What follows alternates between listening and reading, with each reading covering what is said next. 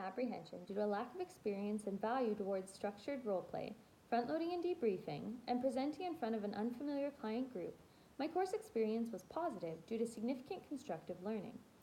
Rehabilitative yoga improves the physical domain needs of older adults with unilateral hemiparesis by increasing strength, coordination, stamina, and physical well-being.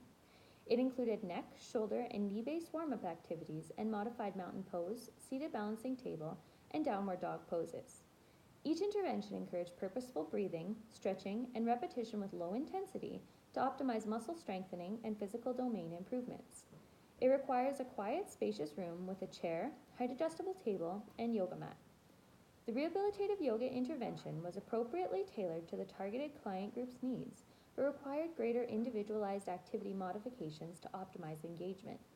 The pre- and post-assessment were comprehensive and effective, but would have been optimized if clients rated their energy and the value of the yoga before and after the intervention, rather than just at the end. I would improve on the intervention by ensuring that all clients are aware of the post-assessment outcomes as well as the intervention outcomes, and I would move around the room more in session to optimize independent engagement. I was nervous to facilitate an intervention with a client group that I had no established rapport with, but realized that passion towards an activity or outcome optimized facilitation. I recognized this once my peers noted that they were able to identify my passion for an activity through comprehensive knowledge of the techniques and processes. This made me realize that each intervention can have something to be passionate about, and that this is a value that I will carry forward throughout my career. The in-class sessions also made me realize that older adults who have a neurocognitive disorder may not recognize me, their peers, the activity, or the severity of their domain needs, and would require a primary facilitation approach each session.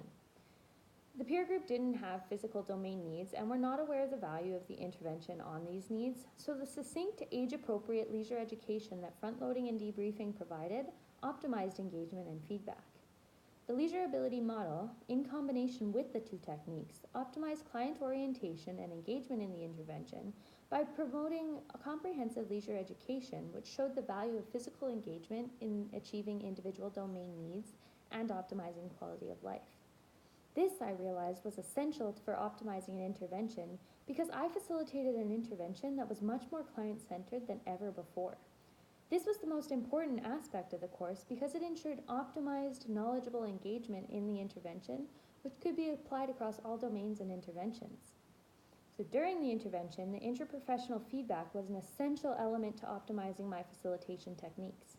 A peer suggested in-session modifications be greater to optimize client engagement in the group, explaining how, despite it being group-based, making pertinent modifications would optimize engagement and promote efficient goal achievement. Structured role-play encouraged the reflection of my abilities to design a successful, meaningful intervention and reflect on my facilitation techniques by providing comprehensive opportunities for self-reflection and appropriate interprofessional constructive feedback. I now strongly value these techniques and will implement them into my own practice.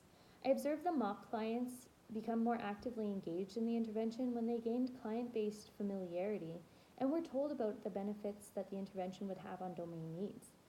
I will put all these theories into practice by including them on my SPP templates. By including front-loading, debriefing, and introductions or icebreakers, the intervention will promote optimized engagement and will actively promote best practice. These techniques also encourage thorough research about interventions and domain need valuation. For rehabilitative yoga, I researched the value of yoga and each pose. This research was then shared with the clients who engaged more actively as a result of the awareness about the value that leisure engagement would have on their individual needs.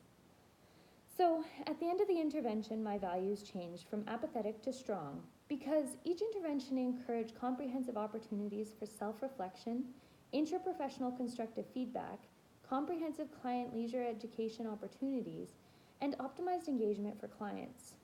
Prior devaluation was attributed to a lack of knowledge and practical application.